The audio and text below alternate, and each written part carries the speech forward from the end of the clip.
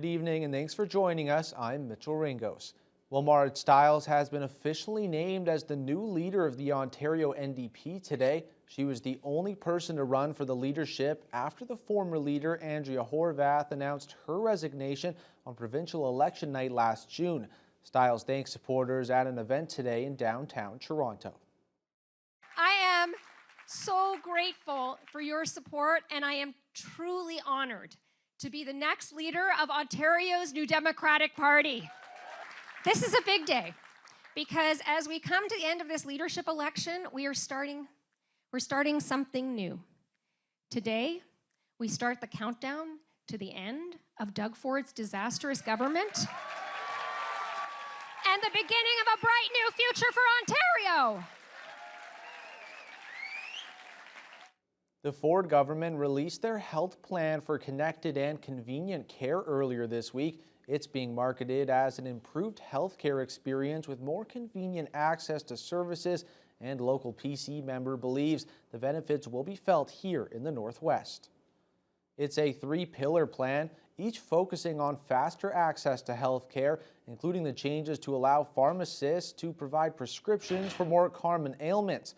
Along with this, there's a focus on hiring more healthcare workers, an issue that's become more apparent since the start of the pandemic. Thunder Bay Atikokan MPP Kevin Holland is supportive of his government's plan, stressing it can be adjusted to meet the unique needs of the region. If there's an issue here in the delivery of service in one hospital in Southern Ontario, they have other hospitals they can call on and they can divert to.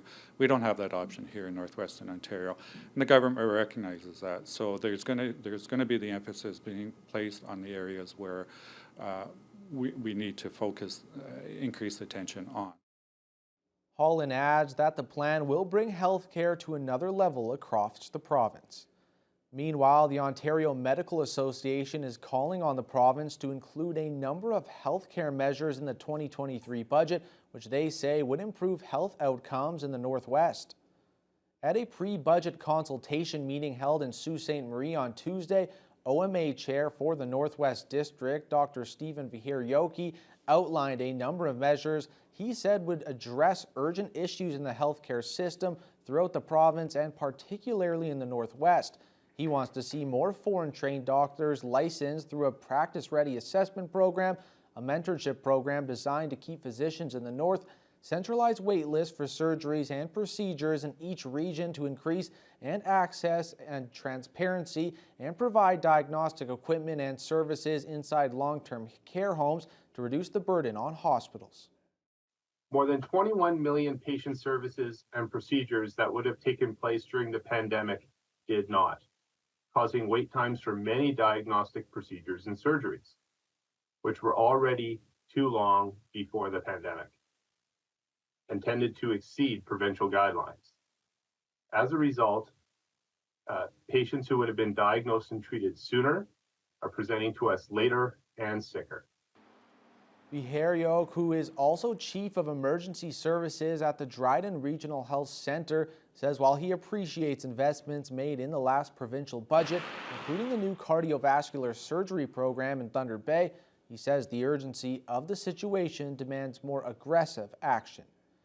Superior Collegiate was filled with music this past week as elementary students from the Lakehead and Catholic School Board sent busloads of students to the high school for a performance by the Thunder Bay Symphony Orchestra. The musicians were there to present a rendition of a classic Canadian book series. Mike Lang has the story. Over 350 SK to grade 3 students from both school boards came out to Superior Collegiate to watch the Thunder Bay Symphony Orchestra perform the first book in the Jacob Tutu series by Mordecai Richler.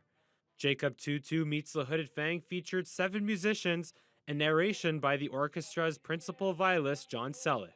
Once there was a boy named Jacob Tutu. He was 2 plus 2 plus 2 plus 2 years old.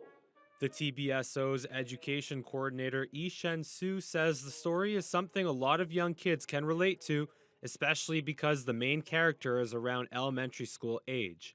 She adds that having the background music makes you feel like you're in the story. I think Dan Burry's score, the composer, lends itself to the story really well. It helps tell the story, and I think it's great for the students to be able to see. I mean, it's not the whole orchestra that's here. We only have 7 musicians, but to really get a good look at the instruments that are on stage. Or other injustices and threw a punch at Daniel or Emma. They didn't even holler or hit back. They merely giggled. The production was a hit with the kids, who all enjoyed the story's narration and accompanying music. I think it was a good performance because there was lots of entertainment when the music came on. I liked that part. What I really liked about it, I really liked the music, and I really liked how it got along with the story, and it wasn't just random music. So it was a very good story. And I really liked how it was funny, but also kind of scary at the same time.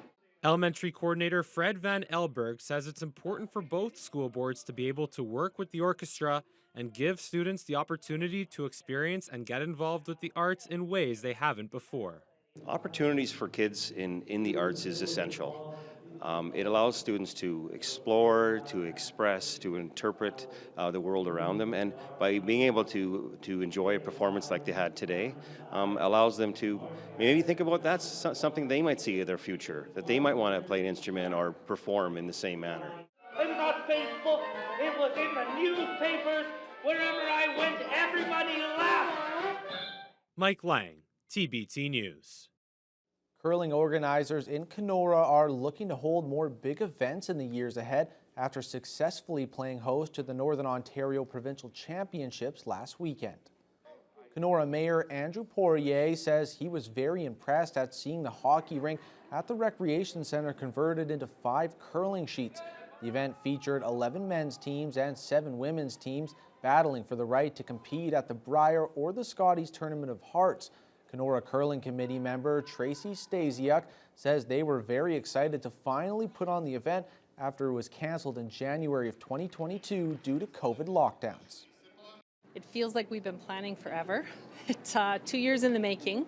I think the first year it was a huge disappointment to cancel last minute. We had the ice makers on their way to town, and we were looking at hosting the event before they canceled it. So we've had the whole year to regroup and refocus, and yeah, it's turned out to be a great success. It's been wonderful, actually.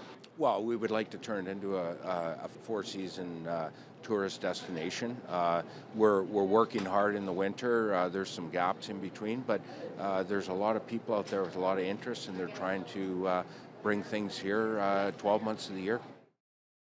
Well, it was a day to remember for one 18-year-old university student from Sault Ste. Marie who is now a multi-millionaire and the youngest jackpot winner in Canadian history after winning big on her very first ticket. CTV's Mike McDonald has more. Juliet, congratulations. Juliet Lamore was presented with a check at a ceremony at OLG headquarters in Sault Ste. Marie.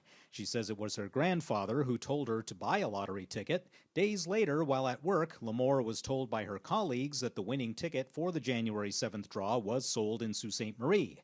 That's when she decided to check her numbers. My boss, the pharmacist I was working with, checked it on the OLG app on his phone, and it came up winner gagnant, the 48 million. So the pharmacist, his hands went to his head, he fell on his knees, he was like, oh my God. Lamore says at first, she had no idea what was behind the spectacle she was seeing. Honestly, when it came up, I didn't see the phone. I'm like, what is happening? And he's like, show me the phone. He's like, you just won this. I'm like, how many zeros is that? Let me count. The OLG says under the circumstances of the win, it was decided that the corporation would take the rare step of going on location to present the check. Given that our winner is right here in Sault Ste. Marie, where OLG is headquartered, it was a special one for us. It's the largest check largest jackpot winner we've had in Sault Ste. Marie. It also happens to be the youngest jackpot winner in Canadian lottery history. It took nearly a month for Lamore to receive her winnings, leaving her and her family plenty of time to let the news sink in. I'm glad that we had the time to sit and think about it. You know, it is a lot of money, and I'm so young. I definitely couldn't have made these decisions by myself, so it was really great to be able to have the time in my family to make a plan and decide. Lamore's father is a financial planner, and they'll be making some solid plans for her newfound fortune. Her immediate plans include finishing her school year and then taking a family vacation in the summer. As for the winning ticket, that was purchased at Circle K on McNabb Street in the Sioux. Mike McDonald, CTV News, Sault Ste. Marie. Local snowmobilers made their way to Quebec Legion this morning for the Adult and Teen Challenges Sled for Eternity fundraiser with the goal to raise money and awareness for those struggling with addiction. Jessica Clement has the details.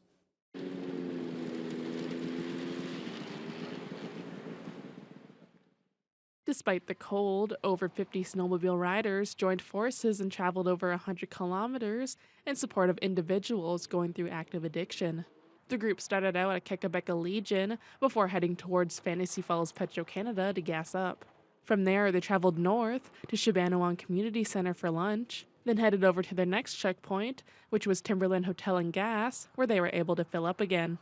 The riders then headed back to Quebec Legion for dinner and prizes. This year's event raised just over $60,000, which will be going towards Adult and Teen Challenges local long-term programs. Development Director Terrence McKenzie talks about the importance of the Sled for Eternity fundraiser.